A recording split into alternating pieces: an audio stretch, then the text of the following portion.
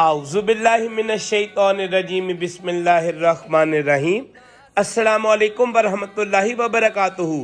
आज यकम शाबान, वो मुबारक दिन कि जब अली और फातिमा की गोद में शेर खुदा की बेटी रसूल अल्लाह की नवासी बीबी ज़ैनब का ज़हूर हुआ। बीबी ज़ैनब सब्र का नाम, हया की तस्वीर और करबला के बाद इस्लाम की सबसे बुलंद आवाज के जिन्होंने दरबारे यजीद में खड़े होकर फरमाया कि मैंने सिवाय खूबसूरती के और करबला में कुछ नहीं देखा।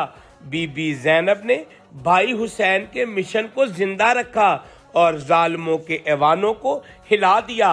आज हम सब पर लाजिम है कि हम ज़ैनबी सब्र, ज़ैनबी हया और ज़ैनबी जुर्रत को अपनी जिंदगी का हिस्सा बनाएं।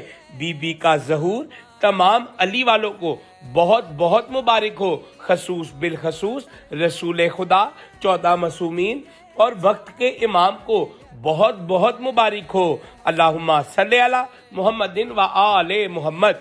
वीडियो अच्छी लगी हो तो इसको लाजमन दूसरों के साथ शेयर करें और हमारा चैनल दीन का सफर को सब्सक्राइब जरूर करें।